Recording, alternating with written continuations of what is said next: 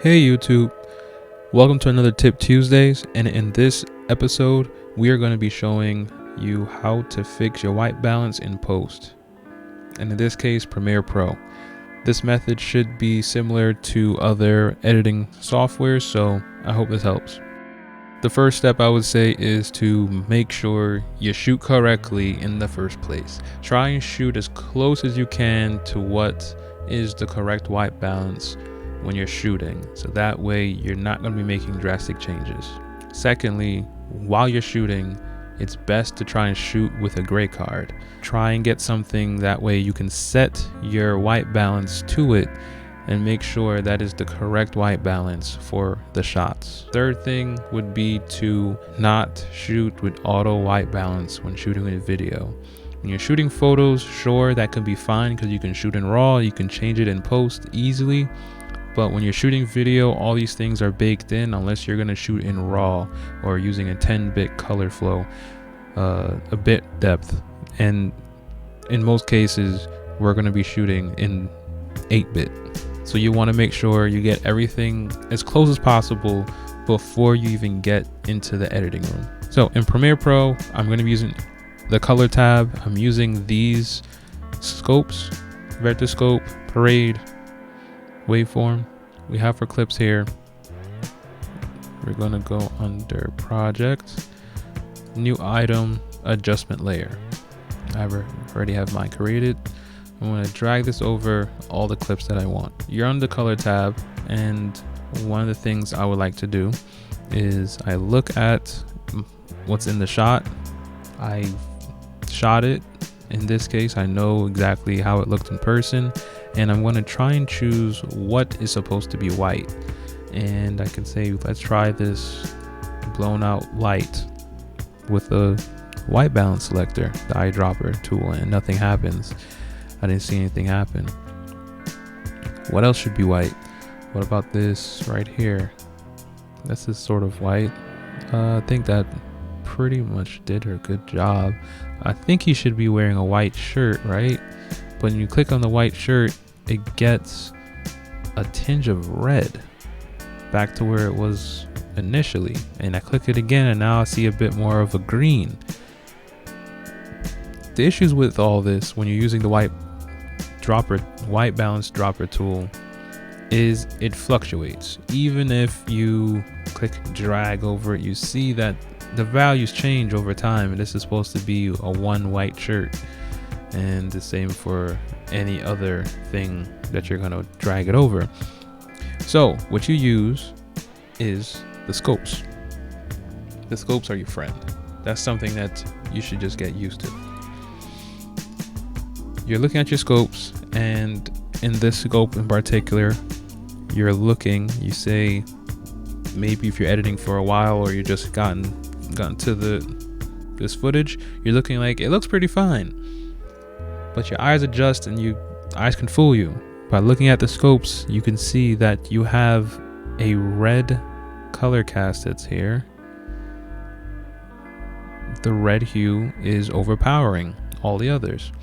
So by having the adjustment layer clicked, you're going to adjust it until, because the reds are higher, you're going to add a blue to it until you get as close as you can till when majority of these clips that was previously red can now be more overlapping and become white. I see a little purple here. Let me try and bring it back. And it's just a bit of manipulating until you feel like it's right. Now this is only the parts that I know that should be white, so which would be this back wall here, and there's a lot of red plants, so you're going to see this red spike that's here. Fine. And in this corner you see this white light. It's a bit of a blue, and you see more of a white that's here as well. I think that is good. So yeah, now think that the white balance is set, but you have other clips as well. You got 3 other clips that's going on. You don't know if it's going to change over time. Another way to go and check for your white balance is to check your skin tones. So if you click on the video clip itself, you're going to click on this square, the polygon mask. You're going to mask over just the skin tone.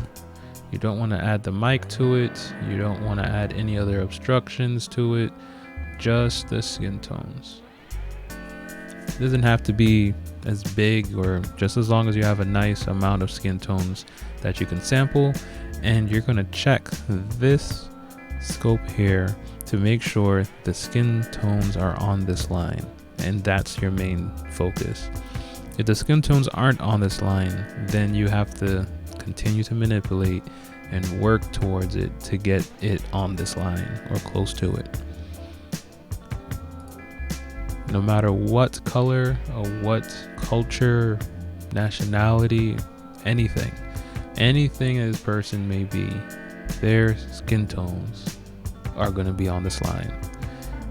So that is one basic thing that you will always have in your back pocket.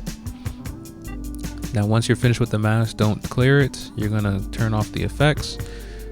So that way, when you go to the next clip, you're on to the next clip, you can then create another mask and go back to it whenever you need it again. But once you move, you're going to have to move the mask and basically recreate a new one. In this case, I'm looking at this and it looks like it's a bit more red. Now, instead of going to the adjustment layer itself and changing it once again, what I can do, if you're satisfied with the first clip, is go in the second clip. You're still in the color panel, and just adjust your white balance for that shot, so that way it is to your liking.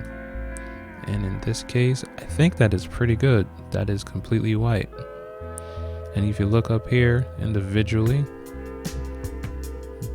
there you go. These are just about on the same level, and that's what you're aiming for. And it's the same thing again. Repeat the process. You're going over here on the third clip, and you're going to slowly adjust to where you feel like it should be. Seeing a little bit of a purple here. Let's bring it in until you get it to just where you need it to be. And you can also check this by using the skin tones again. So you have your video clip already clicked. You're going to use the polygon mask. You're going to go here and check those skin tones. Make sure they are where they're supposed to. Now I'm looking at this. It looks like it's on the line a little bit. I think we could tip it a little bit more to make sure the colors are where it needs to. Click the effects, and I would say somewhere about there is about correct. And once that is good, you're ready to get started in adding your color correction and doing your other edits. In this case, let's show it real quick. Go back on the adjustment layer. This is just how I do it. I'm not a color professional or colorist. This is just my method to the madness. So I hope you guys learned something from it, because this is something that I've found out works for me, and it's been pretty successful so far. This ones that I like to use, and I like to desaturate this. So bada bing. On all the other effects is all on the other clips, and I think these colors look pretty good. I would tweak it further, but that would be another whole video. So from here, I feel like the colors are looking pretty good, and I already know the skin tones are in check and the white balance is set. I hope you guys enjoyed this one. Like if you like this content, comment and tell me if there's an easier way to go and change white balances and set your skin tones. And subscribe to see more stuff coming soon.